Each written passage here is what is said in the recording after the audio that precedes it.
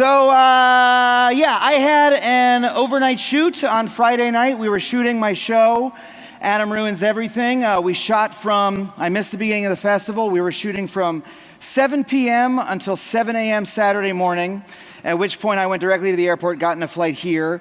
And since we had a very busy week, that 7 p.m. to 7 a.m. period is also the amount of time I had to work on the deck for this presentation. There's an image of me working on it. Eventually, there it is. That's me between shots at 3 a.m. furiously working on this deck while totally sleep deprived. So I apologize if the deck's a little loopy, but this conference is very special. I've been a fan of it for so long, and it was an honor to be asked to speak. It was really important to me, so I made it work. You guys ready to do this talk? All right, here we go. My name is Adam Conover. I host a show called Adam Ruins Everything, on which I tell people awful truths they don't want to hear and dispel common misconceptions. Let's just show a little clip. This is Adam Ruins Everything. Every week, I reveal the awful truth about a beloved part of your world. Is you ready with us tonight? No. I'd be delighted to. Where are you? Oh, some kind of terrifying adventure. A terrifying adventure of learning. There's very little evidence that the TSA has ever stopped the terrorists. You have the right to remain silent. Oh gosh, I wish I could. But 100 years ago, Listerine was used and marketed as a generic household cleaning fluid. Oh, don't you feel safe and warm? Stranger danger! Don't worry, kids. You're far more likely to be hurt by a family member than a stranger. Who hurt that guy? Nice little clip package truTV put together. That's fine. But I wanted to bring a little local flavor. I want to do something a little special for XOXO. So I put together a special ruin just for today. This is Adam Ruins Portland and Oregon more generally. I should say it like on the show. This is Adam Ruins Portland. Okay. Now look, so in the popular imagination, Portland and Oregon more generally, we think of them as being this progressive liberal haven, right, where everyone here is enlightened and tolerant. That's the vision of Portland put forward by Portlandia, for instance. That's the story that we tell about this place, right? However, it is also a fact that Portland is the whitest big city in the country. Now, why would that be? Is it just like an accident of demographics? Do people of color just not like donuts with bacon on them? Sorry. What else could it be? I mean, the city is so forward-thinking and tolerant. What could be going on? Well, part of the answer is that Oregon was founded as a white supremacist utopia. This is true. Here are some uncomfortable facts about the state. When Oregon was granted statehood in 1859, it was the only state in the Union whose constitution explicitly forbade black people from living, working, or owning property here. It was actually illegal for black people to move to the state until 1926, less than 100 years ago. But hey, not that the people of Oregon at the time were racist. No. They actually considered themselves progressive at the time because they were opposed to slavery. They just didn't want to live around any black people. In other words, Oregon's whiteness isn't a bug. It's a feature that was purposefully intended by the people who founded this state. And it's not just a matter of history. A 2011 audit found that Oregon landlords discriminated against black and Latino renters 64% of the time. In area schools, African Americans students are suspended and expelled at a rate 4 to 5 times higher than their white peers. And today, less than 2% of Oregon is black compared to 12% nationally. So this is one of the main things that we do on our show. We reveal how the stories that we tell ourselves about our society aren't true, and how it's the hidden histories we so rarely confront that shape the world that we live in today. But I also have to admit that this is also a huge bummer, right? It's not fun to learn that. So how the hell have I built a career on telling people shit like this on television?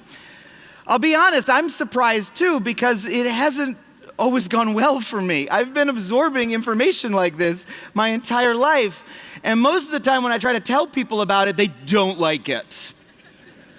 Like there's a time I told my friends who just bought a home that they'd be better off renting. Or the time, this is true, that I tried to explain to an airline pilot that there was a myth. It's a myth that you have to power your devices off when the plane took off. He didn't enjoy me correcting him on that. He thought he knew his business. He was wrong. In my real life, in my regular life, this compulsion to tell people these things has always gotten me in trouble. And this is a time when people seem so entrenched in their own worldviews, so unwilling to hear new ideas. Oh, fuck. Very pressed for time. So how did I make a comedy career, of all things, telling people things they don't want to hear?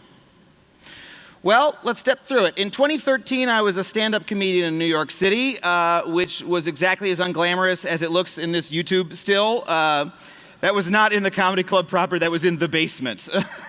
They put up a little sign. I'd been doing comedy for a decade, and I had gotten pretty good at making people laugh. But after you do comedy for that long, you realize that making people laugh kind of becomes the easy part. Like, you know how to lean into a sentence, you know how to find the punchline. And you're surrounded by comedians who can all do that just as well as you. And the hard part becomes finding something to say that people give a shit about. And so I was trying to figure that out. A couple years prior, I had read this article in the Atlantic about the diamond industry. And the article wasn't very, an Atlantic reader, wow. Okay. And the article wasn't very funny or anything, but the information in it stuck with me. And one day, I just started talking about it on stage. And I'd like to do that stand-up bit for you guys. Are you guys cool with that? It's a little bit of a gear shift to straight up do some stand-up, but let's do it. Okay. So all my friends are getting married now. It's a classic stand-up intro. Oh, my friends are getting married now. So all my friends are getting married now, and you know, the weird thing about wedding traditions is that a lot of them, we don't even know why we do them anymore. Like, I was talking to my mom, and she was telling me that when you're buying an engagement ring, the rule is the ring has to cost 3 months' salary. Have you guys heard this? That's what her mom told her, that's what she told me. Apparently that's the rule. I thought that was a little suspicious, so I went home and I looked it up, and it turns out that's not a rule. That's just an ad campaign that the De Beers Diamond Corporation ran in the 30s. Then people just internalized it, forgot it was an ad, and now they repeat it to each other as a rule. That's wild, right? That's gotta be the most successful ad campaign of all time. That's like if in 100 years people were going, oh, I'm kinda hungry. What's that old rule? Pizza in the morning, pizza in the evening, pizza at supper time. When pizza's on a bagel, you must eat pizza all the time. Okay, I guess we're having pizza bagels. That's the rule. Thank you guys for remembering that ad campaign. But I have to say that I actually understated it a little bit because I continued to read the article, and it turns out that the entire concept of a diamond engagement ring was made up by De Beers to sell more diamonds. That's 100% true. Nobody was doing it before. They put it in movies, magazines, massive ad campaign to convince us it was something you had to do, and now it's a part of our culture. Now, I find that to be a mind-blowing fact. But unfortunately, we're still fucked because knowing that does not get you out of buying an engagement ring. I can't propose to my girlfriend like, honey, will you marry me? Well, this isn't a ring because the concept of an engagement ring is a scam on the part of the De Beers Corporation. This is a joint checking account, you know, it's far more meaningful. That's the bit. That is the original genesis of all of Adam Ruins Everything, was me doing that bit. And when I did that bit on stage, I started to notice that the audience would react a little bit differently. They would laugh like they did for all my other bits, but they would also like lean forward in their seats a little bit, and they would listen a little bit harder to what I was saying. And after the show, people would come up to me and they'd say, is that really true? That's incredible. Or they'd come to my next show and they'd say, I looked that up, that was true. I can't believe it. Oh my gosh. And I realized something really important, which is that people just fucking like to learn. They like it. People like it. I'm serious. we forget that. You know, sometimes people ask me, they say, hey, with Adam Ruins Everything, you're hiding the medicine in the dog treat, right? You're giving them something they don't want, you're making it tasty with comedy. No, we're not. Everyone actually just does have a desire to learn and share knowledge, just not everybody has the time or the access, right, to the information.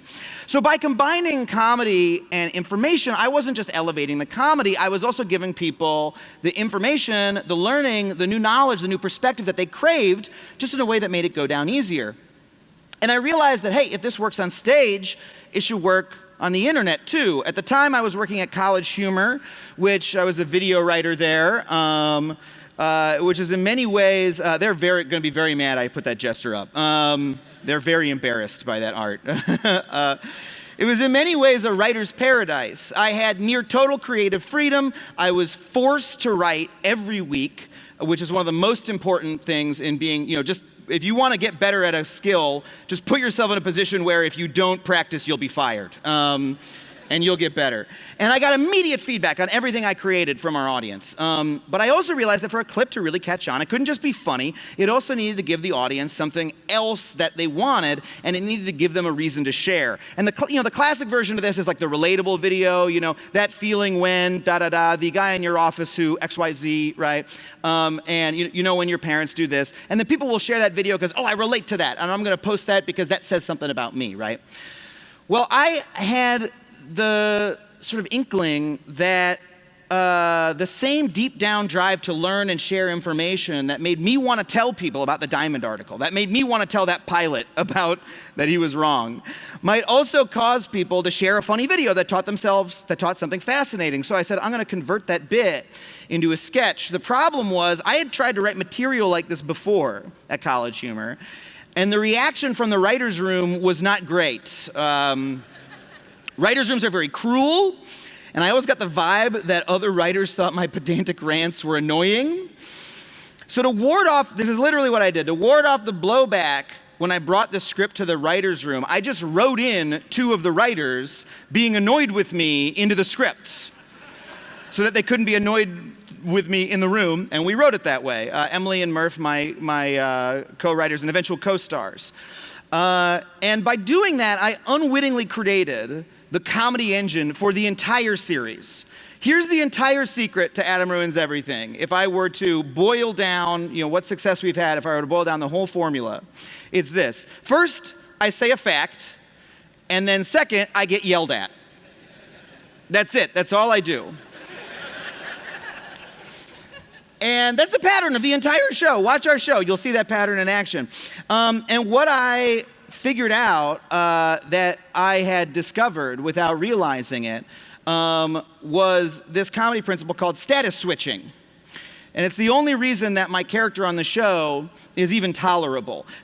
Status switching, the easy way to think about it is like the movie, Trading Places. Rich man becomes poor, poor man becomes rich. There's a switch, there's a reversal. It's funny, right? That's an elemental thing that's funny. So when I'm teaching another character something on the show, I'm high status, right? But when the other characters make fun of me for ruining everything, it reverses, I become low status. Or my character often learns things on the show. We bring on experts, we bring on other characters. Sometimes we need to voice a fact that a white man wouldn't by default know about, and so we have another character on the show educate me. And when we do that, I become low status, I'm on the bottom. And as my friend, the very talented writer Eliza Skinner pointed out to me, that helps the audience see me as a friend. Because a friend isn't someone who you're always superior to or inferior to. A friend is someone who you switch with, right? Sometimes you make fun of them, sometimes they make fun of you, sometimes you're late, sometimes they're late, sometimes you're the better friend, sometimes they're the better friend, right? So we made this video. It was called Why Engagement Rings Are a Scam. It got over 12 million views. We made a few more videos. They did well too. And I suddenly realized that our videos were actually changing minds. Like people were coming up to me and saying things like, my girlfriend and I saved the money we would have wasted on a ring because of your video. Or because of you, we didn't get our son circumcised. Which is, as I say, there's not a big, if you want to circumcise, go ahead. There's no medical reason to do it. You can. But I was like, that's a profound effect to have on other people's. Like there's some kids out there who like, oh, they're foreskins to me. It's like, wow, that is a direct impact, you know? And then people use, I used to think guys with your haircut were douchebags is the third. The circumcision thing was funnier. So the format I had stumbled across turned out to be like this secret sauce for changing people's attitudes, which meant that when we sold the show to truTV and gained a big new audience, I felt we also took on a lot of responsibility. Because now that we were on television and we had the opportunity to dispel misconceptions and spread challenging ideas to the people on the largest broadcast medium ever devised. And it was very, very important to me that we broadcast, that we not narrowcast, that we make a show that anyone in the country could learn something from. In other words, I did not want to preach to the choir, right? I wanted to change minds. That was very, very important to me. And that put our show in a desperate battle with something called the backfire effect. We've discussed the backfire effect on our show. It's a phenomenon, psychological phenomenon, which when you give people strong evidence against their beliefs, many people will reject the evidence and believe their old misconception even more strongly. It happens all the time, right? It happens on the internet every day. I'm sure you've seen it happen, right? When you correct people, they just arm their defenses even harder. It's a really powerful problem, and we fight back against it in a few ways. We cite all of our sources on screen and encourage the audience to go look at them and, judge for themselves, to do the reading themselves. We provide a counter narrative that's stronger than the original myth, right? The story of how the diamond engagement ring was created is much more memorable and much more powerful than the idea that we've been doing it forever. We voice good faith counter arguments and respond to them. That's so important. We don't just leave them sitting on the table. If there's an argument that the audience is going to think, hey, what's the, why? Well, here's my answer to that. We respond to it right on the show. And we're transparent in response to criticism of the show. We actually did a segment, an entire segment correcting mistakes that we had made on the show and exposing our research process to the audience so that they understood that even when we're making errors, we're doing so in good faith, right? Because everyone makes mistakes, and the goal is not perfection, right? The goal is honesty and transparency and growth.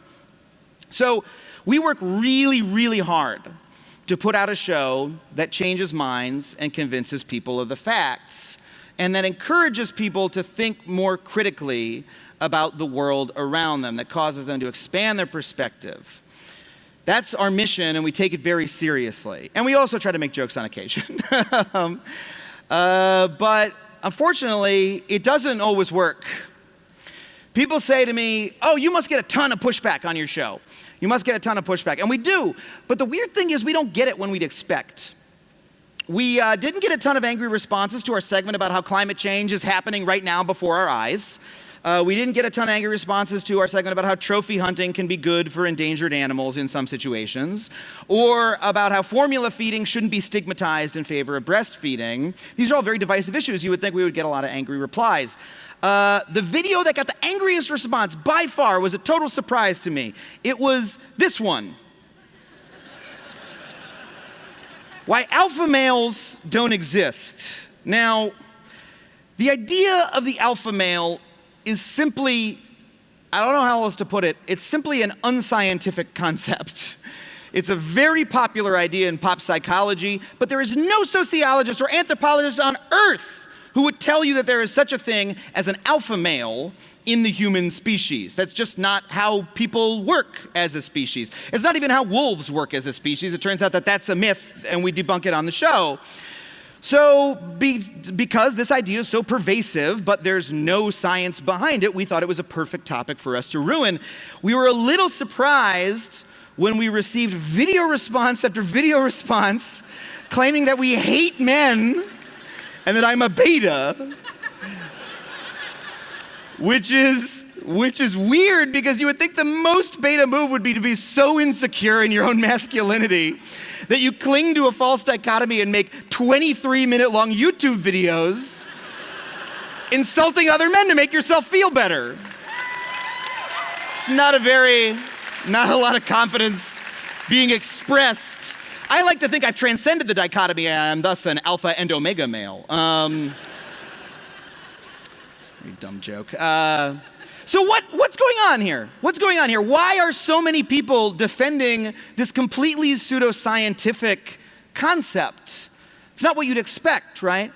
Well, what has happened is that communities on the internet, like the pickup artist community, the men's rights activist community, people like that, have latched onto this concept of the alpha male, and they've embedded this bit of pseudoscience into a complex ideology that they've built their entire personal identity on. In other words, my job is dispelling bullshit, but these guys live on top of Bullshit Mountain. And they're worried and they're worried that if someone removes too much of the bullshit, the whole structure will collapse, taking their identity down with it, so they make these YouTube videos to like shore up and plug the holes. And so what this is called, there's a scientific name for this. It's called identity protective cognition.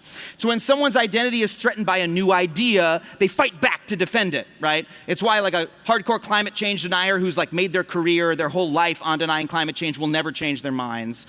It's why, you know, your friend who bought the Tesla on the first day and wears the Tesla shirt and everything will like defend Elon Musk in the face of, I mean, God, what the fuck has he done today? I don't know. You know, this is a really powerful thing. When you have built your sense of identity around an idea, it is really hard to hear a contradiction to it. It's the strongest force that we've come up with, and I'm sure there are times that I do it too. This is something that we are all, don't just think of this as something that other people do. You guys do this too. You folks do this too, excuse me. It's a very powerful force, and I haven't figured out how to beat it yet. I don't know how. I want to tell you about another video that caused some strong reactions. Last year we did a video called Adam Ruins the Suburbs.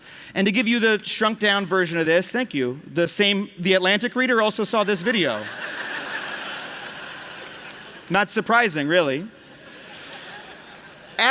So the short version is that after World War II, America experienced the greatest ever surge in middle-class homeownership. It was the birth of a new American dream. Millions and millions of Americans were suddenly buying homes, and that created the world that we live in today.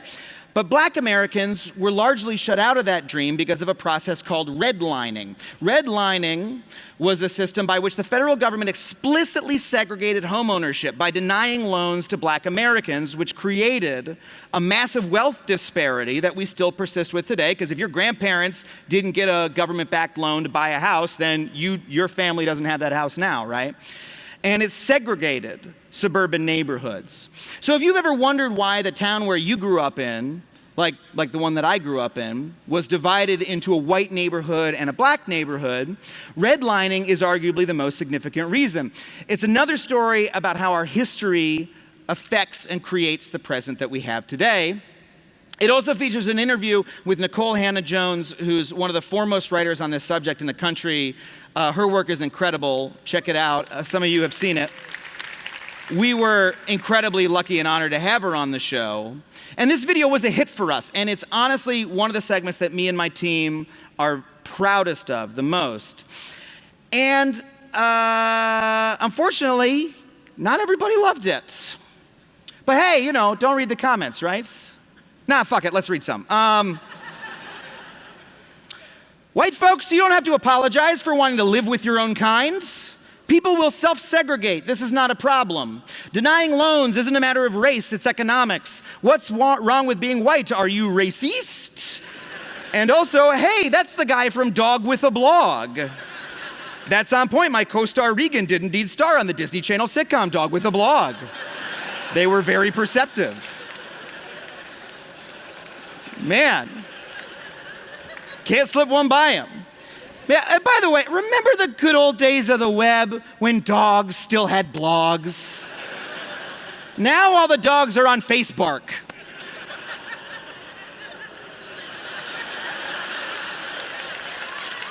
I'm sorry, that was the best joke in the talk, so it's not gonna get better than that. So you should enjoy that one while you can. I hope it distracted you from the completely unashamed racism of the previous comments. And you know, we often have the desire to write that off, right? That the comments are just written by some monkeys on typewriters.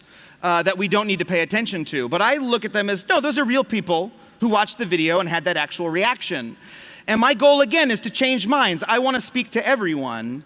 That's the goal I've set for myself. And I don't know how to change the minds of people who have that prejudice of a perspective. And it wasn't just the comments. This video has one of the highest dislike ratios of any video we've ever made. 98,000 upvotes to 28,000 downvotes. For a while, I got really bummed out about that.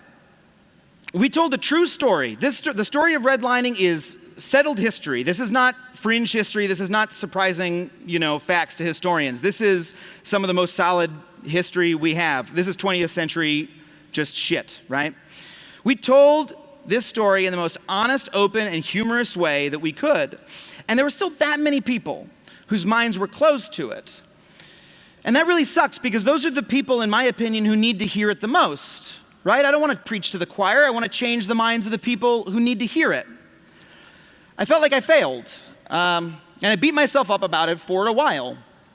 But at some point, I realized that I was focusing on the wrong number.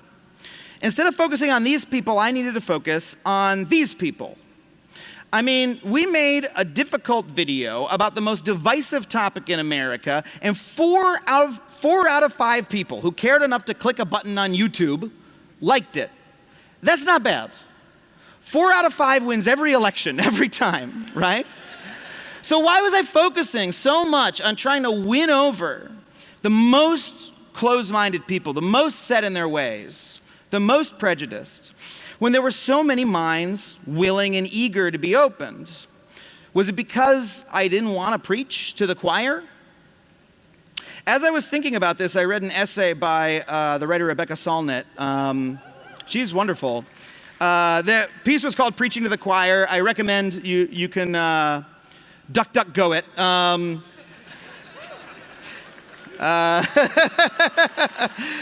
Oh yeah, this is my crowd. It's a wonderful piece. Look it up. There's no paywall. You can read it. But this excerpt really stuck with me. The phrase preaching to the choir implies that talking to those with whom we agree achieves nothing, but only the most patient and skillful among us can alter the views of those who disagree most profoundly.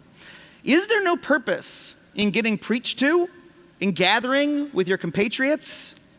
And she speaks to a preacher who gives this next quotation, and she says that her task as a preacher is to find the places of agreement and move somewhere from there, not to change anybody's mind, but to deepen an understanding.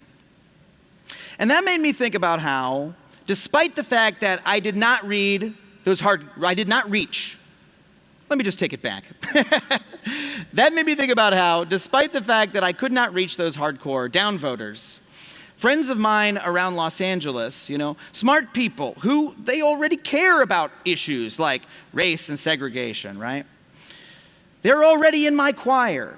They would come up to me and say, man, I saw that redlining video.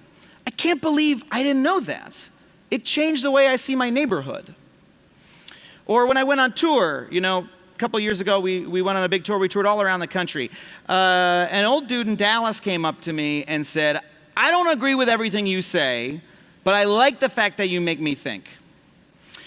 Or I think about how a 12-year-old wrote me a letter that said she liked how we corrected our mistakes and that she was going to try to do the same thing.